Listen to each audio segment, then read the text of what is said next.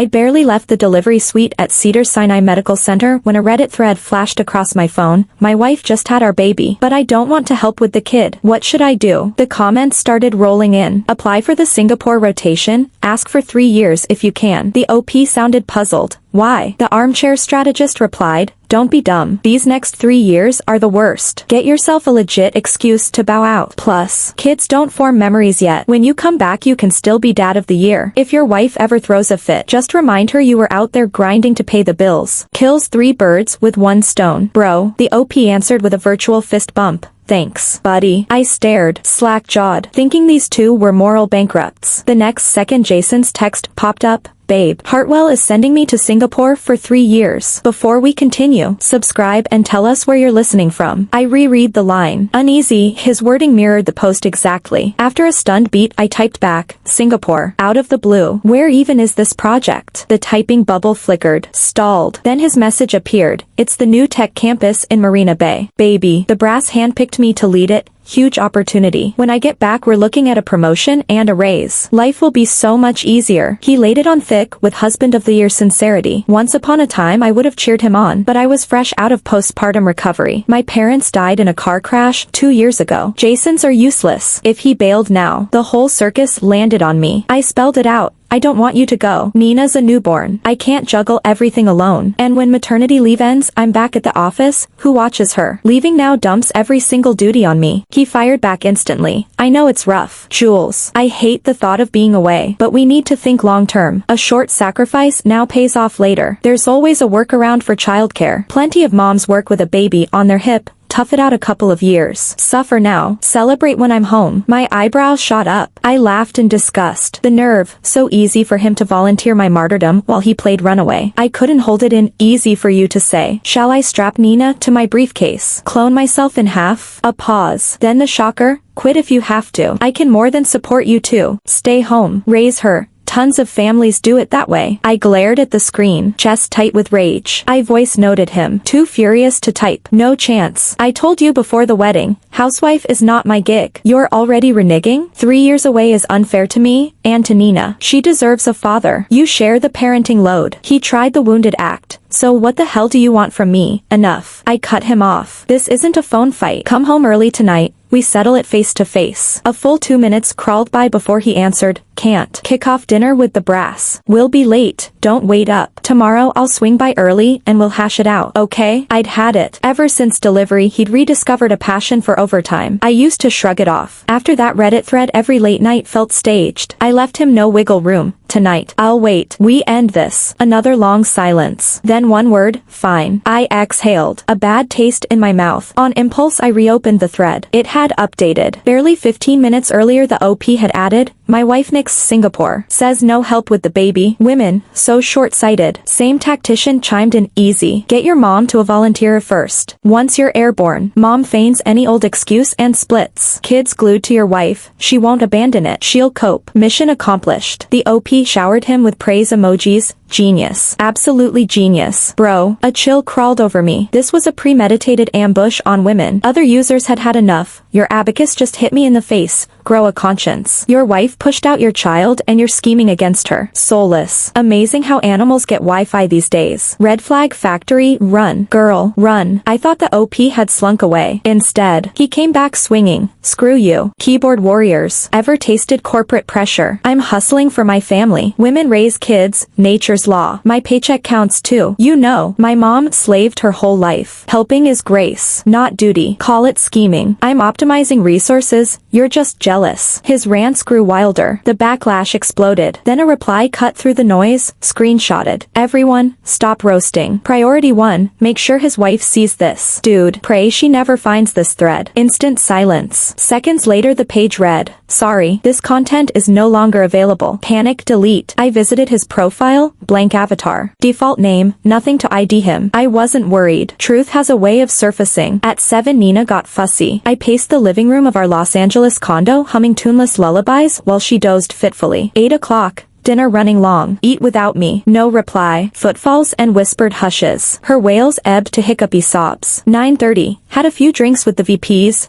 don't wait up. 11. Keys rattled. The door swung in. Jason saw me on the couch and blinked. You're still up. Told you not to wait. He moved in for a hug. A faint foreign perfume trailed him. I angled away. He rubbed the back of his neck. Let's talk Singapore, I said. He sat, launched into autopilot. I get that you're upset, it's sudden. I know, but raising a kid costs a fortune. Education is a money pit. My current level is a dead-end salary. When I'm back, on about bonuses and corner offices. I cut in. Did you volunteer for this rotation? A flicker in his eyes. Gone in a heartbeat. Not at all. Corporate directive. Refusing would be career suicide. Really? My gaze drifted to his collar. Tiny glitter. Peach-toned. Going solo. Or taking someone? He looked aside. Sophie's on the team. Sophie. His secretary. Pretty. Poised. 26. I smiled. Slow and thin. He faltered. Quickly shifted gears. Look. I know solo parenting is brutal. I've got it figured. Mom can move in and help. My stomach dropped. Those exact words. Jason brightened at his own brilliance. She's healthy. She can totally handle a baby. With her around you'll have breathing room. He sounded earnest. Eyes shining. If I hadn't read that thread I might have bought it. Last shred of doubt evaporated. He really was setting me up. I didn't confront him. Under his expectant stare I gave a small nod. Okay, go. You plot. You pay. Jason's face lit like Times Square. You mean it, babe? He needed to hear it again. Giddy. Yes. I studied my tangled fingers, refusing to look at his triumph. When do you leave? Next Wednesday. First flight out. Blurted too fast. He caught himself and softened. Kickoff is tight. They're breathing down my neck. I wish I could stay longer with you and Nina. A sour chuckle. He couldn't pack fast enough. Still, he leaned closer, reaching for my hand. I shifted just out of range. I'll call Mom tonight. She can hop on a plane from Chicago by the weekend. And I've talked to Ryan. He'll check in on you too while I'm gone. If there's any heavy lifting or anything that needs a man's touch, just call him. He's my best buddy. Totally trustworthy. I knew Ryan, Jason's childhood pal from Chicago, the kind who'd literally shared pants with him back in the day. They joined Hartwell together. Jason had climbed to a junior manager rung while Ryan stayed a rank-and-file drone. Ryan was helpful enough that Jason name-dropped him every other sentence. Maybe this was another move on Jason's chessboard. Maybe not. Either way, he'd already set the board, so how could I refuse to play? I said fine. Jason exhaled, hugged me tight, and thanked me for being understanding. This time I didn't pull away. I rested my chin on his shoulder and smiled coldly. Jason, it's way too early to thank me. Dorothy showed up at dawn the next day. The instant she stepped inside she scooped Nina up, cooing. Oh, my little Nina, sleeping so sweetly. These eyebrows, just like her daddy's. Only after fussing over the baby did she finally remember me. Clasping my hands in staged sincerity. Julia, Jason told me everything. Men, career comes first. Striking out is a good thing. I don't have many talents, but raising kids, cooking, keeping house, I'm a pro. You go punch the clock with peace of mind. Come home to a hot meal, and I'll watch the baby like a hawk. A textbook pep talk. Dorothy hadn't bothered to check on me once during my postpartum recovery. Yet the minute Jason mentioned Singapore, she'd sprinted over from Chicago. No red flags. Please. If she wanted a performance, I'd buy a ticket. Thanks, Mom. I lowered my eyes and let her squeeze my hands. It's wonderful you're here. I was at my wit's end. Dorothy waved grandly. With Mom on duty, you can breathe easy. Jason, you too, focus overseas. Don't worry about home. Your wife and daughter are in my hands. Jason jumped in on cue. Mom, with you here I'm 100% relieved. Dorothy beamed. That's the spirit. Their eyes met. I pretended I was blind. Departure day arrived. Dorothy and I rode to LAX together. Sophie stood beside Jason, smiling prettily. Don't worry, sis. I'll make sure Jason is well looked after. I gave a soft hum and a thin smile. Already looking after him between the sheets. What else could I do but feel secure? Ryan flicked a glance at Sophie, then swung to me, face earnest. Sis, if anything needs muscle or errands while he's gone, one call and I'm here. Heavy lifting, legwork, consider it done. He thumped his chest in guarantee. I thanked him with a cool smile. After more pleasantries they strode toward security. Sophie tossed me a last, faintly smug look over her shoulder. Clown, I thought. Foolish women fight women. Smart women fight men. We'd see who still stood when the music stopped. The first few days Jason rang religiously, morning and evening, to ask how things were. A week later the calls thinned. Dorothy's mask slipped just as fast. At first she kept up appearances. She'd boil half-cooked porridge at dawn, wrestle Nina's diapers away from me, fumble so badly the baby howled, shuffle through the living room humming ancient tunes. Within days she wilted. First she complained her back hurt. She couldn't lift. Then she forgot Formula too strong or too watery. Diapers sagging with pee, she pretended not to notice. While I pumped milk or answered work emails, she parked Nina in the stroller and parked herself in front of the TV. When I hurried out at Nina's cry, Dorothy snapped to, slapping her thigh. Oh dear, the show had me hooked. Didn't hear our Nina fuss. I didn't confront her. I simply lifted Nina. I knew she was itching for the exit. Sure enough, before a week was out, she sighed to me. Julia, Mom's heart keeps fluttering. Tight. Can't catch my breath. I played dumb. Are you overtired? Mom, should we see a doctor in LA? No. She waved, palm pressed to her chest. Old trouble. This baby day and night. At my age, it's rough. Last night Nina cried. I got up twice. After that my heart raced till sunrise. Her eyes flicked to mine, gauging. I'm thinking if I push on I might really collapse and become a bigger burden. Maybe I should head back to Chicago and rest up. Come back when I'm stronger. Crystal clear. She was bolting. I didn't fight it. If that's best, go take care of yourself. I'll figure something out. Relief flooded her face. Good.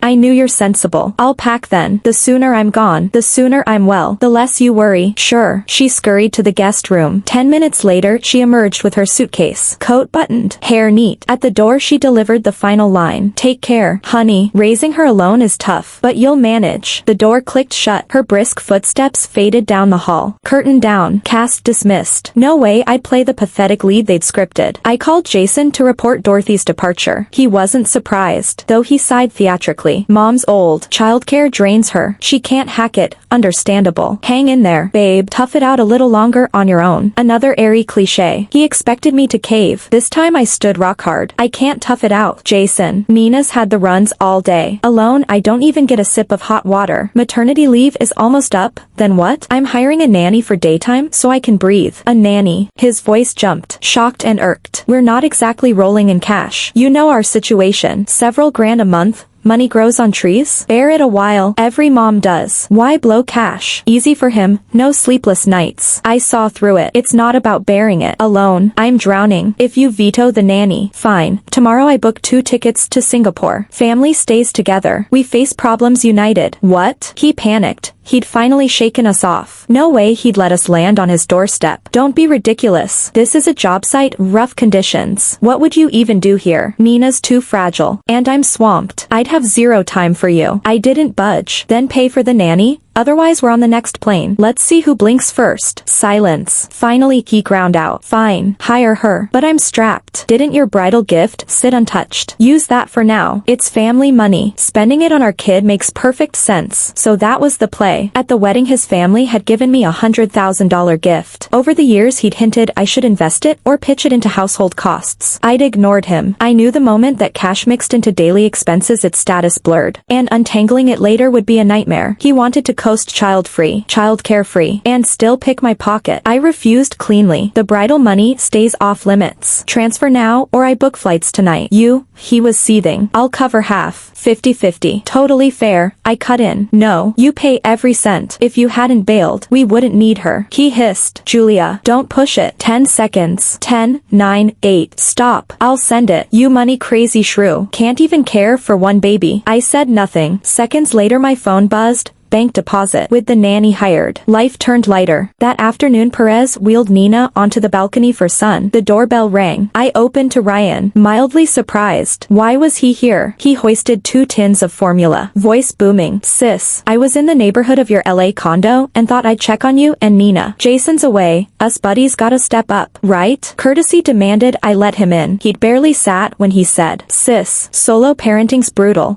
Real tough. My mom used to whine nonstop when I was tiny, and that was without the postpartum stretch you're in. I was about to agree and mention the nanny when Perez appeared. Seeing a stranger, she paused, greeted politely, and retreated. Ryan blinked. Who's that? I introduced her. Oh, that's Perez, our daytime nanny. His tone went flat. Sis, you sprung for a nanny. That can't be cheap. Realizing how that sounded, he fumbled a patch-up. Not judging. You've always been thrifty. Such a good steward. I figured you'd prefer doing it all yourself. I studied him a beat, then answered with a small, cool smile. I really can't juggle everything by myself. Nina's so little. Hiring an extra pair of hands will let me catch my breath. He answered eagerly. That makes perfect sense. That's exactly the right idea. We chatted a little longer. When the talk turned to Jason, his expression darkened. He stammered, "Sis, there's something. I don't know whether I should tell you." Curious, I asked. "What is it?" All mysterious like that. He glanced left and right, making sure nobody was near before he spoke. "I'm only guessing here. Might be way off. Just take it in. Don't let it eat at you. You know how Jason left with that Sophie from the office, right? I was on the phone a few days ago with a buddy on the project over there, just shooting the breeze. He said he keeps seeing those two a little too close.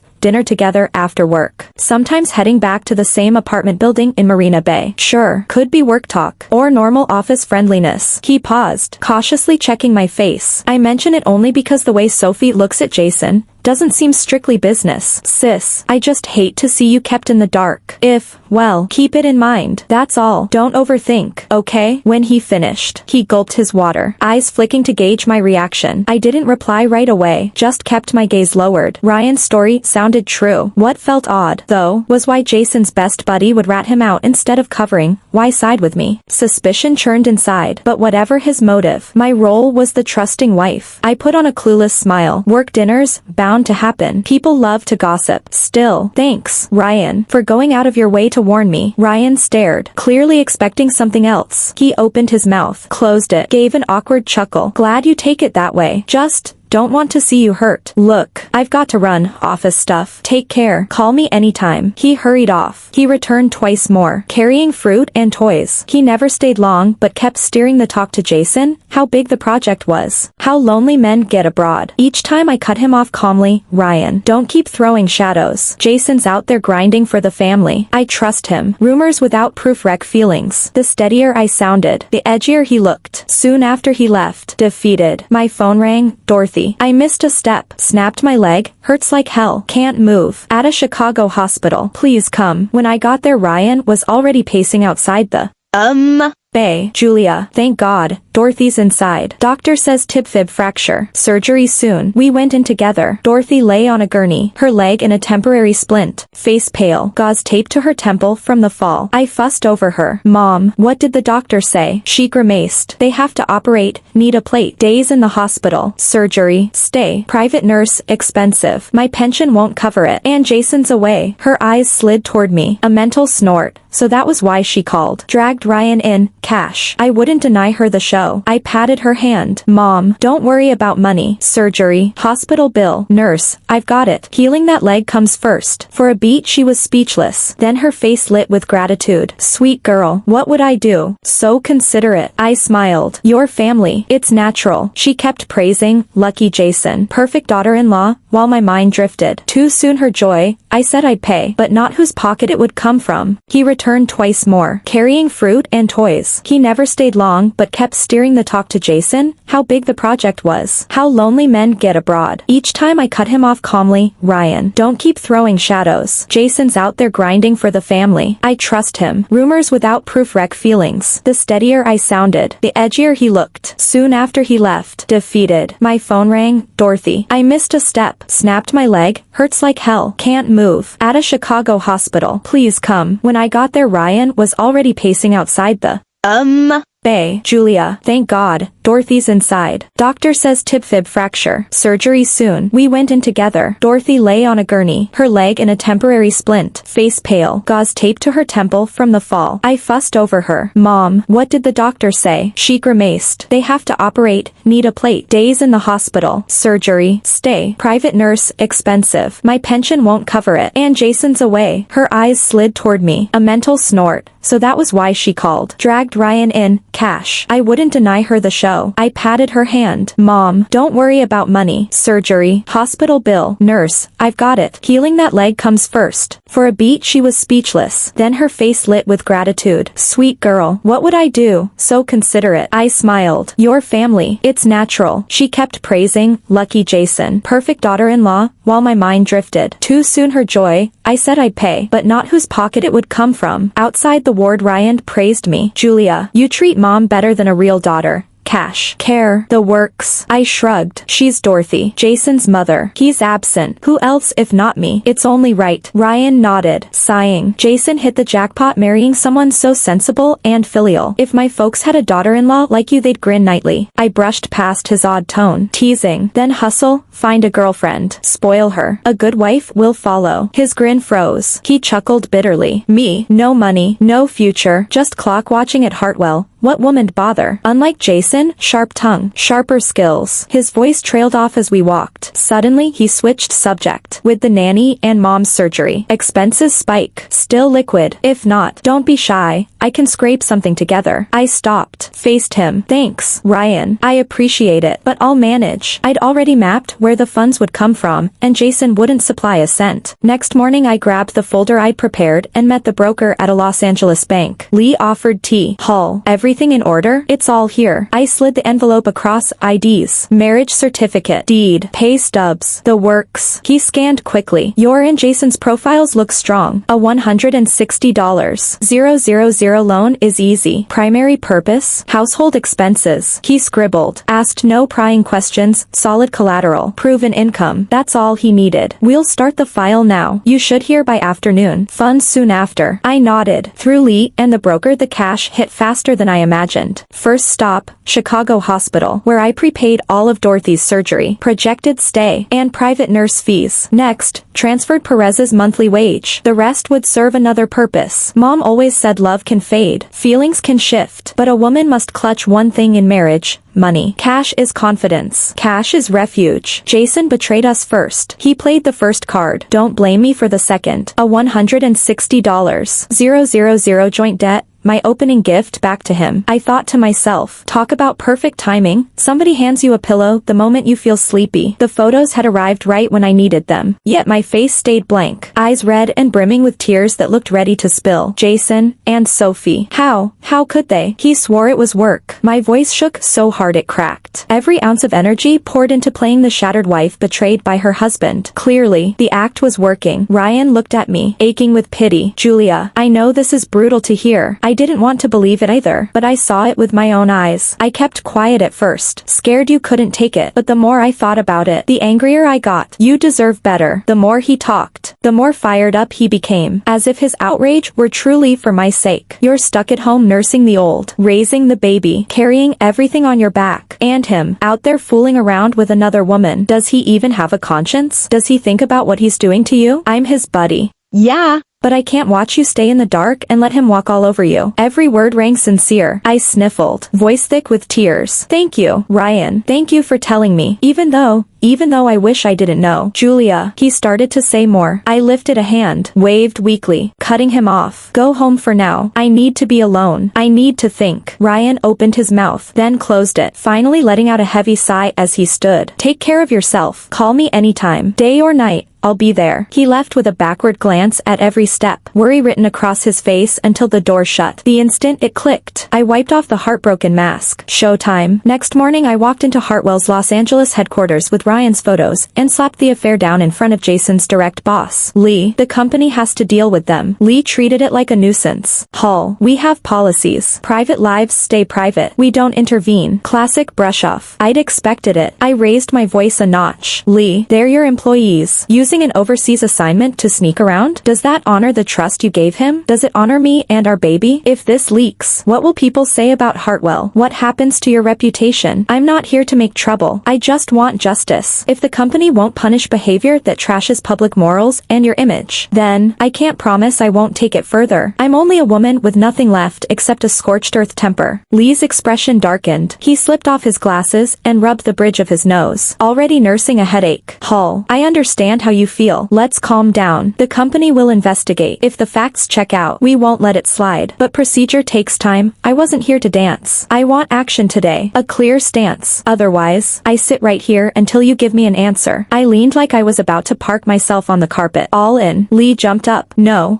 Hull. Please. Fine. I'll order them on the first flight back. Satisfied? Good. A little after 3 o'clock, word came. Jason and Sophie were airborne, landing at LAX that evening. Lee urged me to wait at home. He'd call. I refused. I stayed put. He surrendered and had his assistant bring me water. Seconds crawled. Outside the windows the sky darkened. At 7:30 they finally arrived. The moment Jason and Sophie stepped into the conference room, before they could react, I closed the distance and swung. Smack. Smack. Full force slaps. One each. You cheating bastard. You homewrecker. Rot in hell. Sophie shrieked. Julia, have you lost it? You hit me. She tried to swing back. I shoved her to the floor. Damn right I hit you. Mistress. Young and you already chase married men. The company sent you to work, not to sleep your way through someone's marriage. The door stood ajar. Curious employees drifted closer. Whispers and footsteps multiplying. Jason stood stunned. Humiliation flooding his face. He'd never been disgraced like this. Julia, cut it out. We'll talk at home. He hissed, reaching for me. I jerked free and slapped him again. Go home so you can keep lying to me? I slave day and night while you screw around out there. The hallway buzz grew louder. Heads peeking in. Jason trembled. Veins bulging at his temples. Fingers stabbing the air. Stop making a scene. Get out. I'm not going anywhere. I turned to Lee, whose face was the color of soot. Lee, witness this. These are your employees. Look at the mess they've dragged into your office. If Hartwell won't discipline these two, I won't stop. I'll make sure the world knows what your business trips are really for. I pitched my voice to carry through the doorway. Lee slammed the table. Enough. All of you. Shut it. His temples throbbed. The spectacle was giving him ulcers. He shot Jason and Sophie a lethal glare. See what you've done. Private garbage. Now company-wide embarrassment. Then to me, Hall. I get your rage. You've hit them. Cursed them. If you keep disrupting operations, nobody wins. A warning wrapped in sympathy. I stepped off my ledge. All right, Lee. I trust Hartwell will handle this fairly. The company's response came faster than I'd hoped. Lee wasted no time. Jason and Sophie were summoned. Told only one could stay. For Jason, the choice was obvious. He'd hustled for years to climb this rung.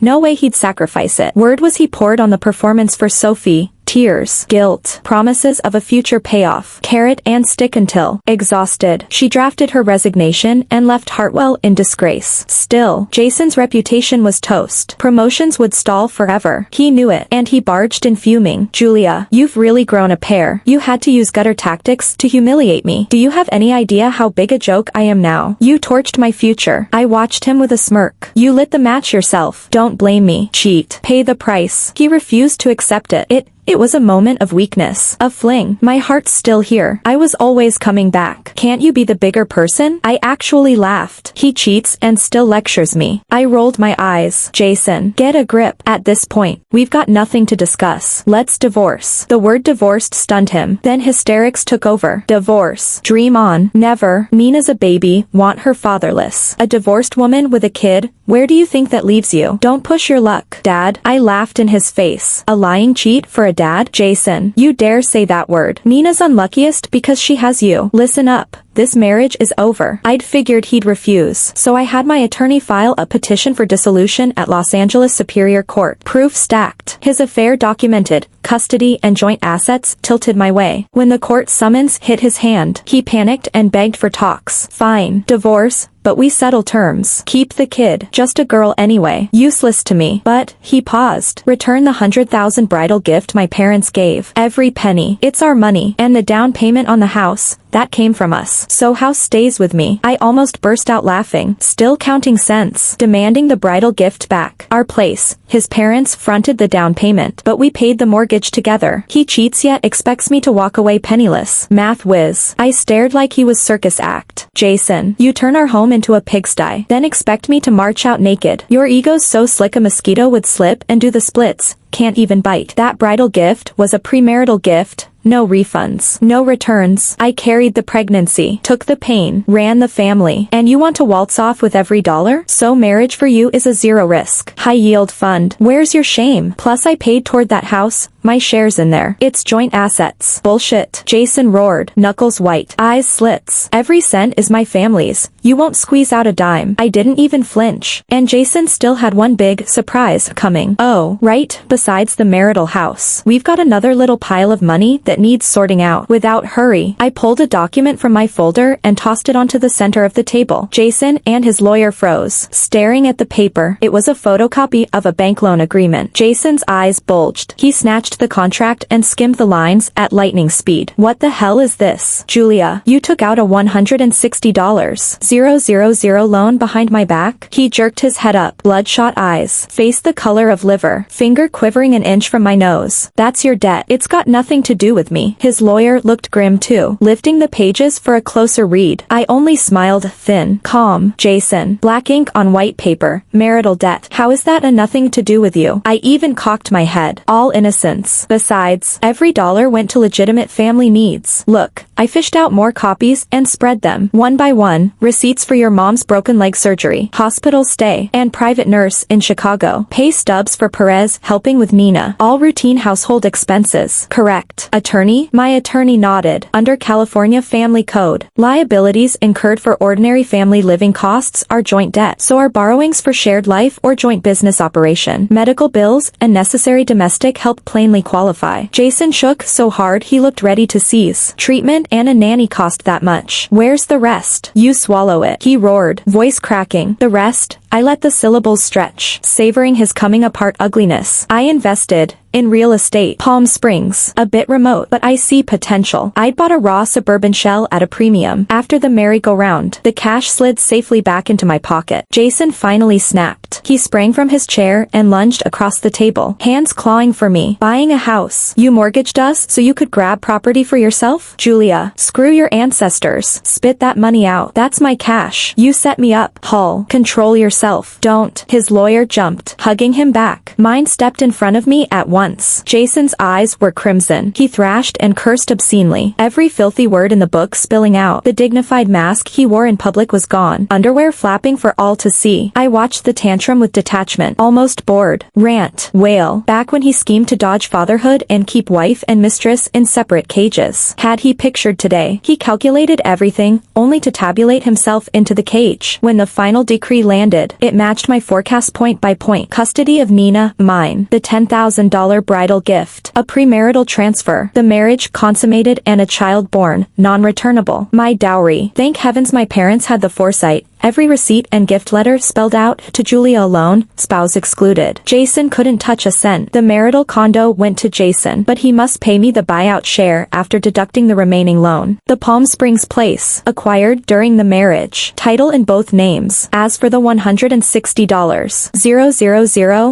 joint obligation. Both of us on the hook. And Jason shall remit monthly child support for Nina until she turns 18. Jason nearly fell sprinting from the courtroom. His lawyer reached. He flung the arm away. He blocked my path, screaming, Julia, you filthy bitch. Viper, you schemed against me. You'll rot in hell. You ruined me. Bridal cash gone. House almost gone. Now a mountain of debt. Happy now. Slut. I must have been blind. The vulgar spew drew stares from clerks and passers-by. My attorney frowned and started forward. I touched her sleeve and smiled at Jason. Unbothered. Jason, the one scheming against a sleeping partner was you. From the moment you wrote that Reddit post. Every step was your own doing. He blanked. Post. Realization hit. You knew all along. You were acting. You set me up. I shook my head lightly. No, your own clever trap, into which you happily jumped. He thought himself the mantis stalking the cicada, never noticing the oriole behind. I decided to twist the knife. Want to know who told me about your cheating? Jason spun toward me. I curved my lips. Ryan, see how pathetic you are? Your brother won't even stand by you. Jason couldn't believe it, then exploded. Ryan, that backstabbing bastard. How'd I treat him? I covered him at work every chance. And this is the thanks I get? He yanked out his phone to dial, quivering with rage. Don't rush. I cut in coolly. There's more good news. Guess who kept advising you on that Reddit thread? His motion froze. His mouth twitched. He'd guessed. I confirmed it. Exactly. Your dear brother Ryan. He coached you online on how to screw me, then rushed to my side as the righteous whistleblower. Playing both ends, quite the juggler. Crash. Jason looked thunderstruck, rooted to the carpet. Now he tasted betrayal from the one he trusted. Ryan, screw every generation of your ancestors. Like a rabid dog, he bolted toward the parking lot, destination obvious. Jason tore through Los Angeles and screeched to a halt at Ryan's apartment in Culver City. Ryan, get out here, you son of a bitch. Fists hammered the wood. Ryan cracked the door, bewildered. Bro, why? Before he finished, Jason's full-force punch floored him. Ryan, what did I ever do to you? Since we were kids, I protected you. In the company, I pulled you up whenever I could. Every time you screwed up, I cleaned it. And this is how you repay me? Feeding me schemes online, then selling me out to my wife, Why? Jason's glare promised murder. Ryan dropped the mask. Jason, spare me. You really don't know. Look in the mirror. Contempt and venom spilled out. Did you ever treat me like a brother? Or like your damn lapdog? Toss a bone when happy. Kick me when you're pissed? Teachers praised you. Even my parents compared me to you? I lived in your shadow. In the same firm you sit in an office. Big shot on parade. Me, I'm the errand boy bowing and calling you a Jason. Listening to your patronizing lectures. Words tumbled out. Years of resentment gushing. Sure, you helped. Slipped me crumbs. Big deal. Just props for your ego show. Screw you. Jason shook. Fist cocked. Ryan leaned forward. Reckless. Daring him. Yeah. I couldn't stand it. Why should you hog everything? Career on fire. Gorgeous wife. Perfect family. Rosy future. Me. Can't even land a girlfriend. I'm the town joke. Now you've lost it all. Let's see you stay on your high horse. Jason's last thread snapped. He smashed his fist into Ryan's face. Ryan roared and lunged back. Grudges exploding. The two rolled across the tiny living room. Coffee table flipped. Glass shattering. Chairs toppling. Curses. Thuds. Gasps blended into an ugly symphony. Neighbors called the cops. When officers arrived, the brawl still raged. Both bloodied. Jason's suit was wrecked. Eyes swollen. Nose dripping. Ryan looked worse. Split lip. Purple bruises. One eye sealed shut. They were hauled to the Culver City police station. Word is, since the fight happened in Ryan's home and Jason threw the first punch, Ryan refused settlement, demanded medical reports and damages. After all the back and forth, Jason spent days in lockup and had to cough up a fat stack for medical bills and emotional distress. Already drowning in divorce debt, he now sank even deeper, practically lost his shirt. A circus where nobody won. Never underestimate the jealousy of men. Thanks for listening to today's story. If you liked it, please like and share with friends. We look forward to your thoughts in the comments. Don't forget to subscribe for more gripping tales. See you next time.